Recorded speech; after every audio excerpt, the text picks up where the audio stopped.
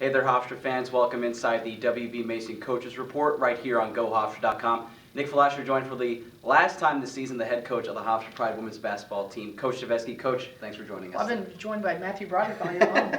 Oh, you've been saying it. You finally said it on our final show. But let's look at last week, last Monday to be specific, a loss to Florida Gulf Coast in the WNIT quarterfinals in a game where it was 61-46, down at 18 at one point, but you cut it to 5. Yeah. Just not enough to get it over the hump. Just your analysis from last week. You know, watching Florida Gulf Coast continue, they are like an anomaly. I mean, they just, Michigan comes in with a 6'6" post player, and they just kind of diffuse, some of the things that, you're good at with their defense. I mean, that's why they were ranked so high all year long. And I think if we could have just shot the ball just a little bit better. I mean, here it was a 7-point game at the start of the fourth quarter. It was a 5-point game at the end before Jaquel got hurt, and we didn't get a timeout on the floor there when she got hurt.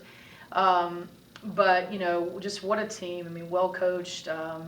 They just do a great job with their defensive, game plan on everybody that they play, and they just really try to take the things, that you do away from you. I mean, they've got a team of just a really smart group of, young ladies, along with a pretty good All-American. So I just talked about what they did, but it was just beyond a fun run for us, and we had every opportunity and just did not. I don't say it very often. We didn't rebound as well, but if we could have just had a little bit more confidence, we just never quite had to have control of that game. Just a couple of things bounce your way, a ball goes in, just to give you that confidence as a player. Coaches can only go so much of telling you how great you got this, you can knock this down, and I just think we have matured and just grew so much as a team this year. And even in a bad blow like that, still how our maturity had ended. I'm just very, very proud of this group.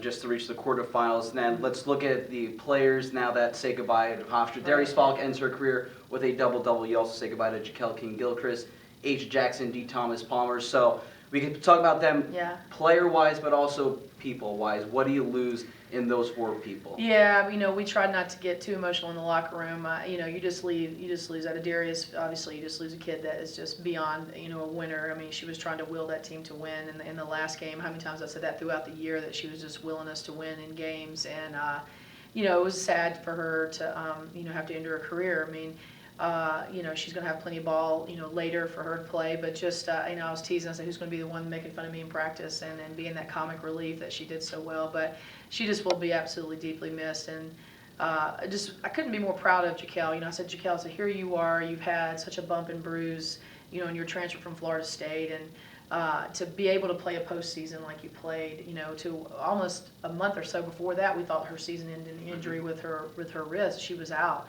So to have that and then just kind of be able to finish your career on a high, you have a lot to take with you, a lot to be proud of, and to realize, that you just really got to finish strong in your career.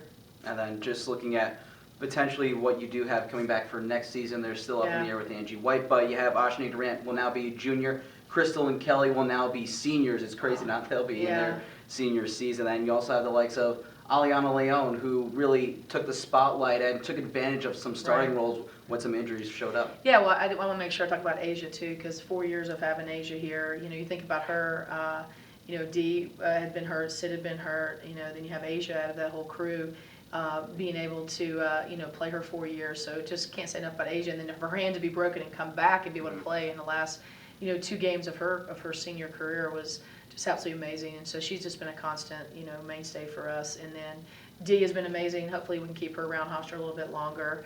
Nobody really got to see what she was as a player on the floor that, that I knew in recruiting her.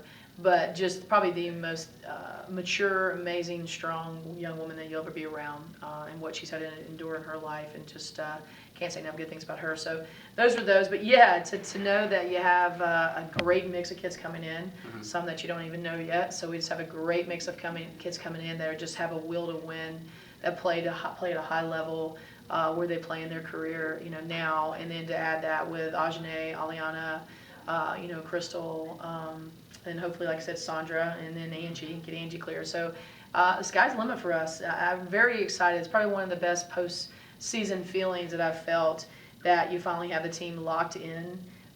They, know what the will to win is, and it's more important, winning is more important than some of the other trivial drama stuff that can occur, and just to really be locked in and focus on winning more.